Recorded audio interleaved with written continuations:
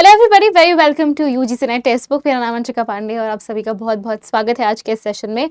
आज हम बात करने वाले हैं पेपर 1 के सभी नए टॉपिक्स जो आपको जून 2025 में देखने को मिले थे, जहां से शॉर्ट क्वेश्चंस आने के पूरे चांसेस हैं in your December 2025 attempt as well. बाकी आप लोगों को मैंने ये टॉपिक्स ऑलरेडी करवा दिए हैं, सो बी रिलैक्स्ड। ऐसा नहीं है कि ये टॉपिक्स अनटच्ड हैं। हाँ, बस शायद आप लोगों ने अगर चैनल को सब्सक्राइब नहीं किया होगा और शायद अगर मेरी 2 बजे वाली क्लास में नहीं जुड़ते होंगे और शायद मेरे साथ में सारे क्वेश्चंस को सॉल्व नहीं किया होगा, तो शायद आपको ये टॉपिक्स बहुत ही डरावने और बहुत ही कंफ्यूजिंग लगे। शायद आप पहली बार सुन रहे होंगे ये सब topics, but for the students who are connected with me on a daily basis, have subscribe to this channel and know the timing of my class which is at 2 PM, join my classes live, उनके लिए ये सारे topics बिल्कुल भी नए नहीं होंगे। वो ऑलरेडी इससे रिलेटेड क्वेश्चंस भी कर चुके हैं और साथ ही साथ एक्सप्लेनेशन भी मैं आपको ऑलरेडी दे चुकी हूँ। तो चलिए शुरू कर लेते हैं। ये कहने का मकसद यही था कि भाई चैनल को सब्सक्राइब कर लो, डेली क्लासेस में आया करो, सो दैट आपको नए टॉपिक्स नए और डरावने ना लगे, बल्कि इजी हो जाए आपके लिए और आपका दिसंबर अटेम्प्ट जो है वो अच्छे से हो जाए और आपका JRF क्वालिफाई हो जाए। चलो आओ देखते हैं। तो सबसे पहले we will be starting with our new topic, जहां पर आपको फ्लैंडर का 10 इंटरेक्शन सिस्टम पूछा गया है।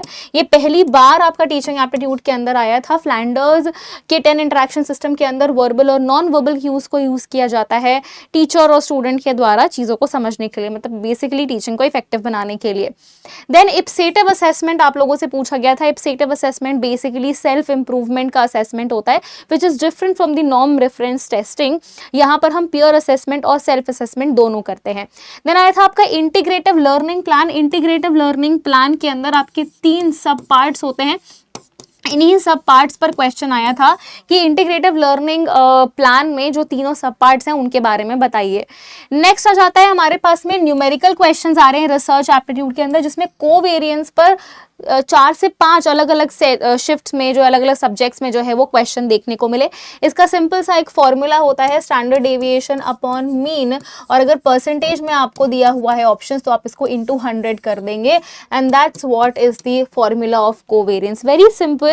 और आपको एनटीए ने बिल्कुल भी कैलकुलेटिव तो नहीं दिया था सेशन, मतलब जो क्वेश्चन था, तो आप इसको बहुत ईजिली कर सकते हैं।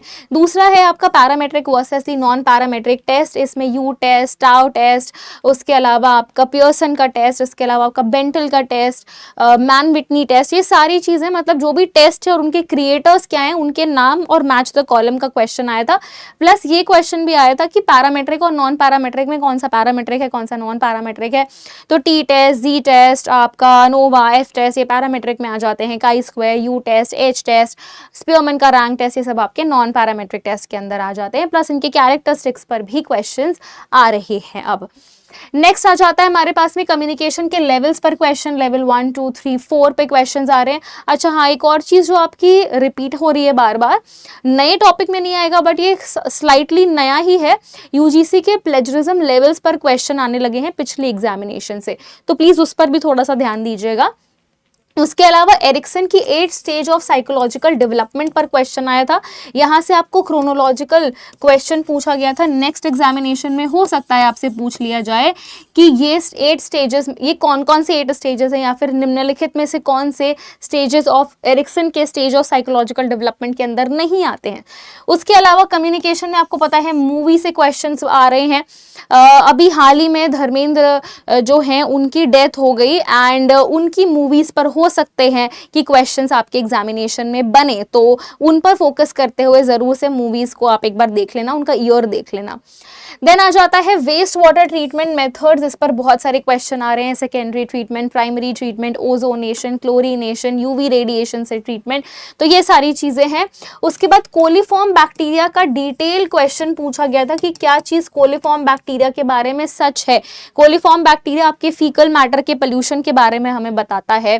फीकल मैटर पोल्यूशन अगर पानी में होता है तो वहां पर कोलीफॉर्म बैक्टीरिया का जो नंबर है वो इंक्रीज हो जाता है। कोलीफॉर्म बैक्टीरिया अपने खुद से कोई डिजीज कॉज नहीं करता है, बट उसका प्रेजेंस एक इंडिकेटर की तरह काम करता है। So coliform bacteria is actually an indicator species. अब क्योंकि इंडिकेटर स्पीशीज पर क्वेश्चन आया है तो हो सकता है आपके एग्जामिनेशन में इस जनरल टर्म पर भी क्वेश्चन आ जाए। जैसे लाइकेन भी एक इंडिकेटर स्पीशीज है जो SO2 पोल्यूशन को इंडिकेट करता है। मतलब अगर लाइकेन कहीं से एब्सेंट हो गया, इसका मतलब उस विसिनिटी में, उस जगह में SO2 का पोल्यूशन बहुत ज्यादा है।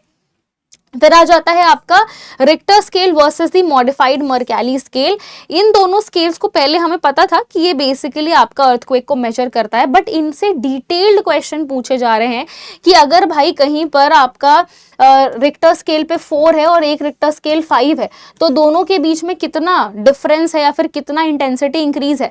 तो अगर हम 4 से 5 रिक्टर स्केल जंप करते हैं तो उस टाइम 10 टाइम्स जो है वो आपका डिजास्टर इंक्रीज होता है, मतलब 10 टाइम्स इसका जो है वो इंटेंसिटी बढ़ जाती है। तो ये इस तरीके के क्वेश्चंस आए थे। उसके बाद modified Mercalli scale human beings पर इफेक्ट दिखाता है और साथ ही साथ एनर्जी भी बताता है। रिक्टर स्केल आपका सिर्फ और सिर्फ एनर्जी बताने का काम करता है। तो ये ऐसे डिफरेंशियल क्वेश्चंस आपसे पूछे गए थे। उसके बाद कार्बन क्रेडिट और कार्बन सिंक जो है इस पर क्वेश्चन आया था।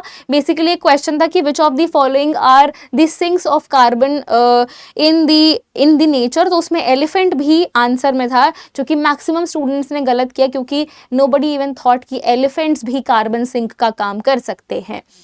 उसके बाद आ जाता है आपका disinfectant by products of chlorine पर मैच द कॉलम का क्वेश्चन आया था। तो एक बार ये वाला क्वेश्चन देख लेना आप लोग। उसके बाद आपके जितने भी इलेक्ट्रोमैग्नेटिक वेव्स हैं उसका क्रोनोलॉजिकल अरेंजमेंट क्वेश्चन करने के लिए आया था। वेवलेंथ और आपके जो एनर्जी है उसके हिसाब से जो भी आपकी गामा रेज हैं, एक्स रेज हैं, माइक्रोवेव्स हैं, लाइट वेव्स हैं, यूवी रेडिएशन है, इंफ्रारेड है, इनको आपको अरेंज करने के लिए क्वेश्चन था। इलेक्ट्रोस्टैटिक प्रेसिपिटेटर्स जो बेसिकली आपके एयर को क्लीन करने वाला काम करते हैं, पोल्यूटेड एयर को क्लीन करने का काम करते हैं। इलेक्ट्रोस्टैटिक प्रेसिपिटेटर्स आपके 99% जो पर्टिकुलेट मैटर पोल्यूशन है उसको रिमूव करते हैं। तो जो भी पर्टिकुलेट पोल्यूशन होता है यानी कि पार्टिकल पोल्यूशन होता है उसको रिमूव करने का काम, उसको क्लीन करने का काम इलेक्ट्रोस्टैटिक प्रेसिपिटेटर का होता है। अब सिंस यहाँ पर इलेक्ट्रोस्टैटिक प्रेसिपिटेटर आ जाता है, देयरफॉर और भी चीजें आ सकती हैं, जैसे कि आपका साइक्लोन आ सकता है क्योंकि वो भी आपका होता है, स्क्रबर आ सकता है क्योंकि वो भी हम क्लीनिंग में यूज करते हैं। उसके अलावा आपका बैग हाउसेज आ सकता है क्योंकि वो भी हम एयर पोल्यूशन को क्लीन करने के लिए यूज करते हैं। और वेस्ट वाटर ट्रीटमेंट पर तो क्वेश्चन आ ही रहा है, तो एयर प्योरीफाई मतलब एयर ट्रीटमेंट पर भी या फिर एयर को कैसे क्लीन किया जाता है, कौन से इक्विपमेंट्स होते हैं, उस पर भी क्वेश्चंस बन सकते हैं आगे। उसके बाद न्यूक्लियर रिएक्टर्स पर बहुत सारे क्वेश्चंस बन रहे हैं। मतलब न्यूक्लियर एनर्जी जो है वो एनटीए का बहुत ही फेवरेट हो चुका है। काफ़ी सारे क्वेश्चंस जो है वो न्यूक्लियर एनर्जी के अराउंड एनटीए फ्रेम कर रहा है। तो ये आपके कुछ इंपॉर्टेंट नए टॉपिक्स थे जहां से एनटीए जो है वो क्वेश्चंस आपको बना रहा है। सो आप मेक श्योर कीजिए कि आप ये नए टॉपिक ज़रूर से पढ़ करके जाएं। बाकी आपको डिस्क्रिप्शन बॉक्स में मेरा टेलीग्राम चैनल मिल जाएगा जहां से आप मेरे टेलीग्राम चैनल को ज्वाइन कर सकते हैं। जो भी मेरी क्लास नोटिफिकेशन होती है, डेली क्लासेस की पीडीएफ होती है, वो मैं आपको वहाँ पर प्रोवाइड कर देती हूँ अंशिका मैम टेक्स्ट बुक के नाम से। बाकी जो भी स्टूडेंट्स हमारे जून 2026 के बैचेस में एनरोल करना चाहते हैं, आपको स्क्रीन पर एक नंबर नज़र आ रहा होगा, आप उस नंबर पर कॉल करके हमारे एग्जाम काउंसलर से पूछ सकते हो। अपने जो भी आपके डाउट्स हैं, जो भी आपको गाइडेंस चाहिए बैच रिलेटेड, वो आप पूछ सकते हो। बाकी अगर आपको बैचेस में इंटरेस्ट है तो आप maximum discount coupon code Anshika का इस्तेमाल कर सकते हो मैक्सिमम डिस्काउंट को अवेल करने के लिए। हमारे पास में EMI प्लान्स भी अवेलेबल हैं, तो अगर आप एक साथ पेमेंट नहीं भी कर पाते हो तो भी आप EMI के थ्रू भी पेमेंट कर सकते हो और बैचेस में एनरोल कर सकते हो। ऑलरेडी पेपर 1 के बैचेस और पेपर 2 के बैचेस स्टार्ट हो चुके हैं। So make sure that you have joined my class and you are watching my classes regularly. And sorry for the interruptions, I don't know why, but मेरी class जब हो रही होती है तभी सबको कॉल करना होता है। Any which way. So thank you very much everybody. Take care, bye bye and have a very nice day ahead. I hope आपको ये piece of information अच्छी लगी होगी. If yes, then do not forget to like, share and subscribe to the channel. I shall see you in my paper 1 classes. Till then, take care, bye bye and all the very best. Thank you.